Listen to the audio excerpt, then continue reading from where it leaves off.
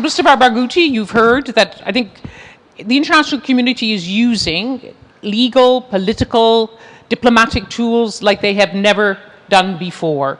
Are they doing enough? And what more could be done from your Palestinian perspective? Well, yes, Colombia is doing a lot. And Spain? The problem, and Spain is moving in the right direction, and Norway as well. But what about the rest of the world? What about the United States of America? What about Britain? What about Europe?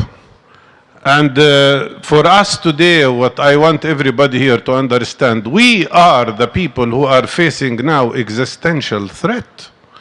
A combination of 3 war crimes: the war crime of genocide, the war crime of collective punishment, including starving people now while we talk in the north of Gaza and everywhere in Gaza, including ethnic cleansing that is happening in front of the whole world.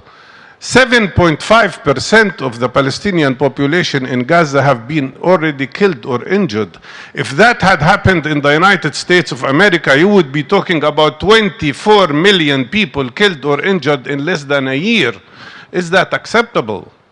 And the question here is, why Israel is allowed to have this impunity? Why Israel is allowed to be above the law and above international law? Are we all equal human beings or not? At the end of the day, Elise, the question is, are we all equal human beings or not? Are we subhumans, as the Israelis are trying to say? And for how long the world can tolerate that? I think the war on Palestinians in Gaza and in Palestine in general is raising very major question for the whole globe, for international community. A big question.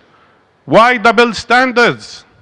Why in the case of Ukraine, 11,000 sanctions on Russia and none on Israel?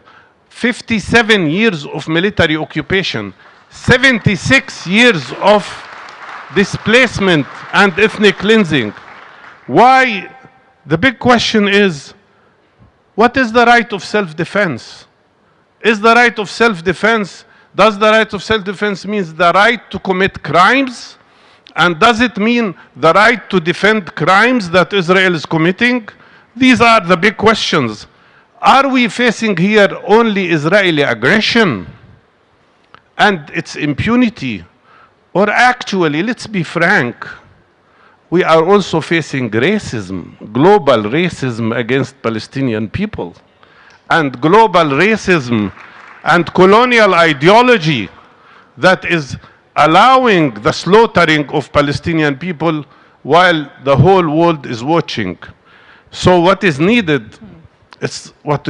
I mean, I thank you for everything you said about international law. I thank Colombia, I thank Spain for this, and Norway and others. But the big question is, for how long can you, the people of the world, tolerate the massacres that are happening every day? 50 to 100 people are killed every day. People are slaughtered around the clock. For how long this can be tolerated? And that's why our demand is very clear. You want to apply international law, you want to claim that international law exists and international humanitarian law exists, impose sanctions and boycott on Israel now. This is the only way. This is the only way you can achieve a change.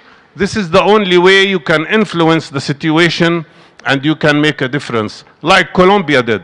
And that's what we want. And let me say, those who keep speaking about two-state solution, honestly speaking, if you say two-state solution and don't demand the end of Israeli illegal occupation according to international law immediately, and the removal of Israeli illegal settlements from the occupied Palestinian territories, and the recognition immediately of Palestine, then this is not a call for two states. It's hypocrisy just to give Israel time to continue the annexation of Palestinian land. Thank you. Thank you, Mustafa. Thank you very much. Thank you.